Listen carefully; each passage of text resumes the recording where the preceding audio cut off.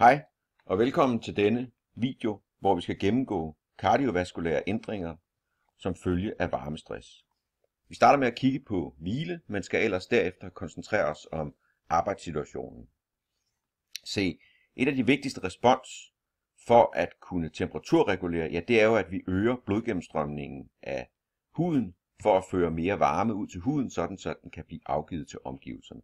Og hvis vi kigger på, hvad sker der med blodgennemstrømning af huden, her udtrykt ved det, man kalder forearm blood flow, ja, så ser vi her, at den stiger cirka 6 gange under varmestress til maksimale værdier her i A, som er for de unge, og for ældre herover, ja, der stiger den også ikke lige så meget, og en af grundene til, at ældre mennesker har en nedsat varmetolerance, ja, det tilskriver man faktisk det, at deres evne til at øge blodgennemstrømning af huden er nedsat. Så for at kunne levere mere blod til huden, ja, så er det klart, at vi er nødt til at enten øge cardiac output, eller at reducere, hvor meget blod vi sender andre steder hen. Og hvis vi kigger på, hvad sker der med blodgennemstrømningen af de indre organer og nyrer, ja, så bliver det faktisk reduceret. Men det kan jo langt fra levere den ekstra mængde blod, som der skal til huden, og som man kan estimere til kan andrage noget, der minder om 5-6 liter, mens reduktionen heroppe i højst kan give noget, der ligner en halv liter. Ja, så er præmissen, hvis man vel at mærke vil opretholde sit middelblodtryk, som jo er vigtigt, både for perfusion af hjerne og alle mulige andre organer, ja, så er man nødt til at øge cardiac output. Når man vasodilaterer til huden, så vil total perifer resistans jo reduceres. Der kommer en mindre modstand til huden, og derfor så falder den totale perifer resistans markant. Ja, så er man nødt til at øge cardiac output for at holde middelblodtrykket konstant. Og det ser vi, at det er faktisk det, der sker under et passivt varmestress, altså et varmestress i hvile, er, at man øger cardiac output præcis så meget, så man kan modvirke det fald, som der kommer i den vaskulære resistans. Kigger vi derimod på, hvad sker der under arbejde, ja, så er situationen en lille bitte smule anderledes. Det her, det er data, hvor man har kigget på, hvad sker der under arbejde med en intensitet, som er 60% af VO2 max. Så har man plottet alle værdierne imod stigende kernetemperatur, her målt i spiserøret, esophagus, og kigget på, jamen, hvad sker der egentlig med cardiac output med stigende varmestress. Ja, der kan I se, at hvor man i hvile øgede cardiac output markant, ja, så er det uændret og begynder endda at falde en lille bit smule, når man bliver meget varmestresset i arbejdssituationen. Hvorfor nu det? Jo, man kan jo sige, at hele præmissen for at kunne øge cardiac output er enten at øge slagvolumen eller pulsfrekvensen. Det, der sker med slagvolumen under et varmestress, ja, det er, at den faktisk bliver reduceret. Når der er mere blod i huden, og man øger blodgennemstrømningen af huden, ja, så vil mængden af blod, der er centralt i kroppen, centralt venøst tryk, det vil falde en lille bit smule, så bliver fyldningsbetingelserne for hjertet en lille bit smule dårligere. I hvile, hvor man har en lang diastole, ja, der vil det ikke betyde det store, der kan man faktisk opretholde slagvolumen, men under arbejde, hvor vi jo har en hurtigere hjertecyklus, diastolen er kortere, ja, så vil man få et fald i slagvolumen. Så øger man pulsen som et forsøg på at opretholde og øge cardiac output, men efterhånden som evnen og mulighederne for at øge pulsen yderligere bliver begrænset, ja, så vil man faktisk se, at cardiac output bliver en lille smule reduceret, når man er meget varmestresset. Hvad betyder det så for blodgennemstrømning af huden hernede, skin blood flow? Ja, der kan I se, at den stiger også med stigende varmestress, men derefter opnås der et plateau, så man ikke får den samme stigning, som man gjorde i hvile, hvor vi jo kunne se en 5-6-fold øgning af blodgennemstrømning i huden. Ja, der stagnerer den på et eller andet niveau omkring en 3-fold øgning her.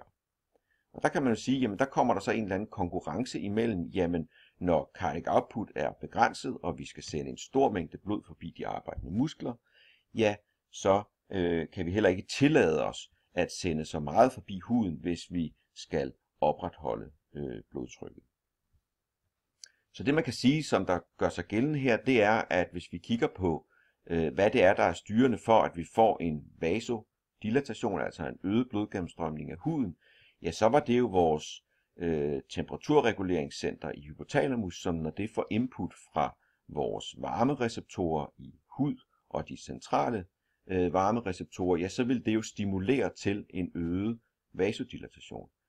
Når det så går ind og bliver moduleret under arbejde, ja, så er det fordi, at bagreceptorrefleksen vil gå ind og sætte en begrænsning for, hvor meget kan man tillade sig at vasodilatere maksimalt. I hvile, hvor at vi godt kan opretholde det arterielle blodtryk, fordi at vi øger og har muligheden for at øge cardiac output markant, ja, så vil effekten af det her være lille, mens at under arbejde, ja, så kommer der altså en dæmpning af den her vasodilatation.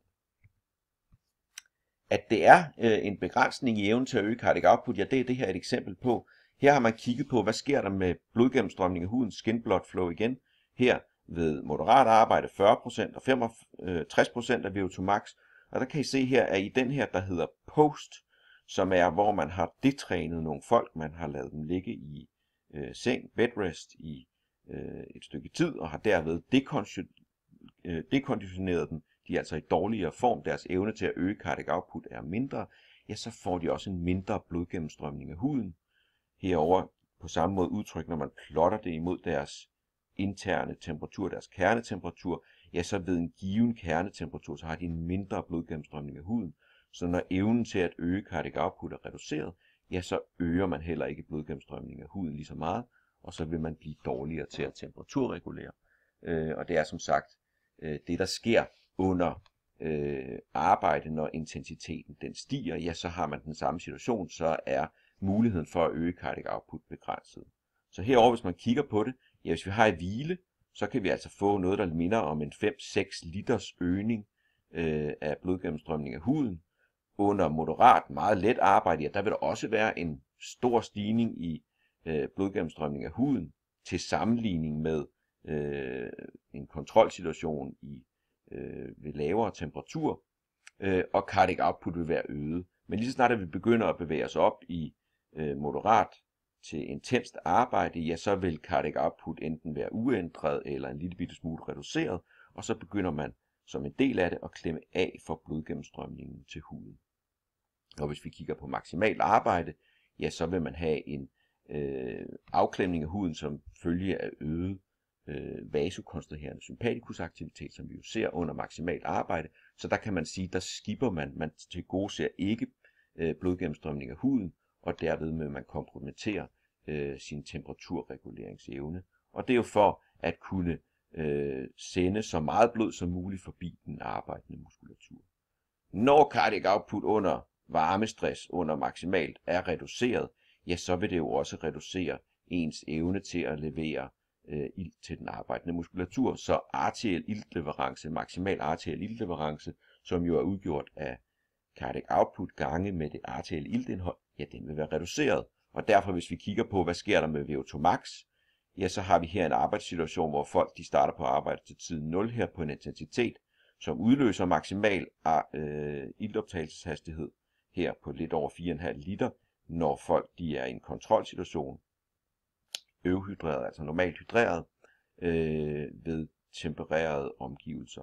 Mens at når de er varmestressede, ja, så allerede efter et minut er deres iltoptagelseshastighed lavere, og for at kompensere for den mindre aerobe energiproduktion, ja, så øger de den anaerobe energileveranceomsætning, og træthed opstår væsentligt hurtigere, præstationsevnen er reduceret som følge af den reducerede maksimale iltoptagelseshastighed.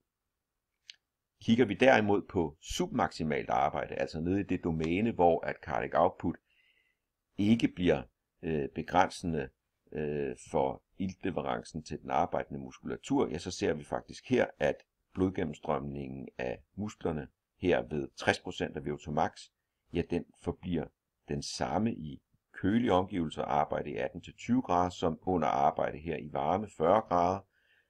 Der har de den samme blodgennemstrømning af huden, på trods af, at deres indre temperatur stiger helt op til 40 grader ved slutmålingen her, ja, så er blodgennemstrømningen af huden, af musklerne altså den samme pulsen er forøget, og i det tilfælde her, ja, der kan man altså opretholde et cardiac output, som er lige præcis tilstrækkeligt til at tilgodese blodgennemstrømningen af huden, og det opnås altså ved at kompromittere blodgennemstrømningen af huden en lille smule, og ved at klemme af på blodgennemstrømningen til de indre organer. Så på den måde kan man altså opretholde blodgennemstrømningen af aktiv muskulatur under submaksimalt arbejde. Og i de her betingelser her, der vil iltoptagelseshastigheden, både totalt og i den arbejdende muskulatur, også være uændret.